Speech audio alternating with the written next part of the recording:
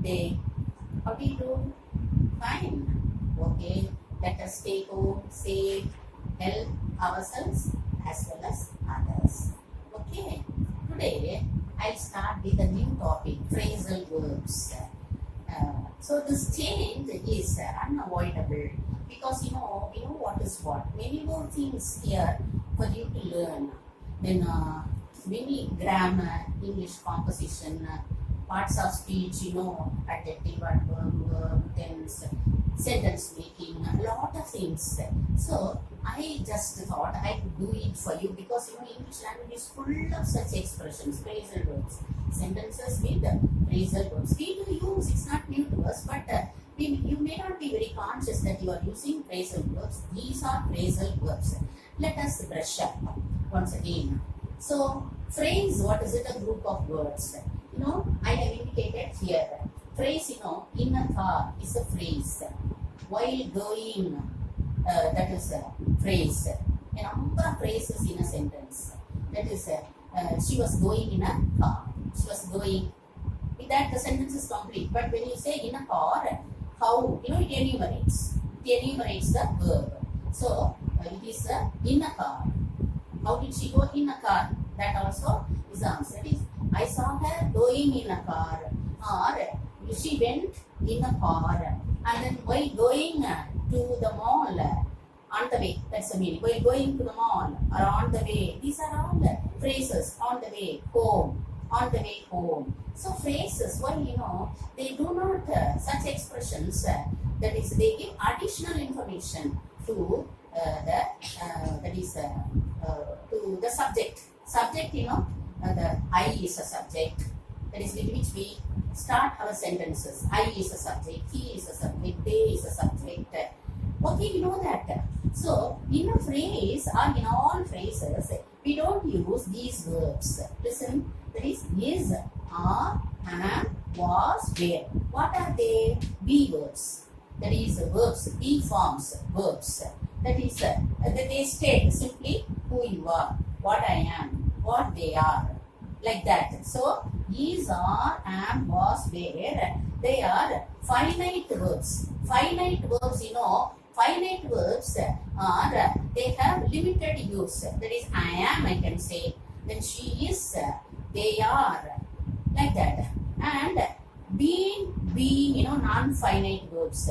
They can be used with all persons.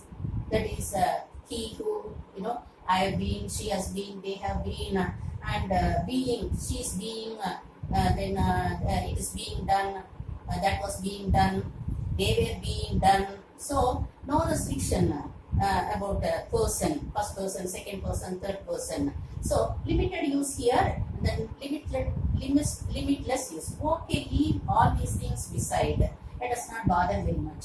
So, phrasal verb once again. Phrase, verb with the main verb, preposition and adverb added. These preposition, indicate position.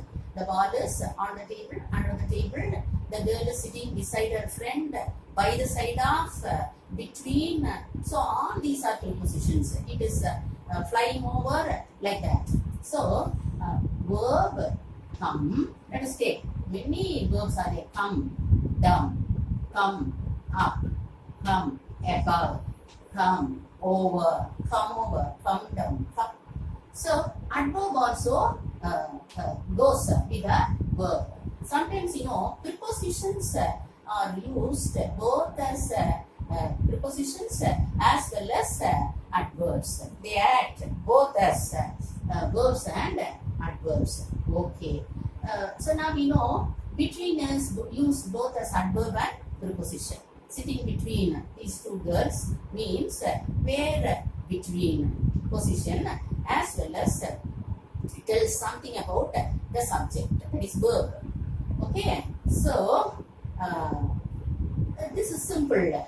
Now I think instead of going into details about these theories, let's see some two examples. How do we use these prepositions or these phrasal verbs? Let us call phrasal verbs. When the preposition goes with main verb, it becomes a phrasal verb. So the example is It's always our duty to adjust to our people at home. It's always our duty to adjust to our people at home. Adjust to. We use it. So, along with to, adjust to. Meaning what? Adjust to means to change something slightly. Sometimes, we are expected to change ourselves slightly. That is so that slightly to people, slightly to things. That is to be there, present. By 10 o'clock, is difficult, a situation. But still, you have to adjust to the situation, adjust to the people, so that you can make your life situation manageable, comfortable, suitable. So, it's your duty, always your duty to adjust your people at home, adjust to your brother, sister, mom, pa, everybody. That is next slightly when you change, adjust yourself, adapt. You have to adapt yourself, adjust yourself to certain situations, certain people.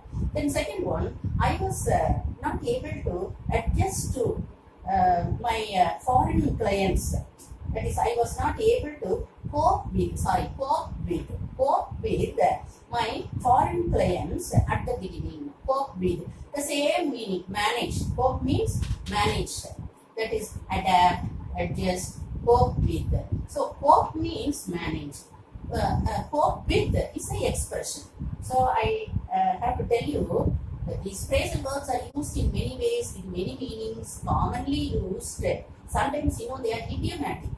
We can call their usage also idiomatic. That is a special kind of expression. I have already told you. So, I was not able to cope with my foreign clients at the beginning.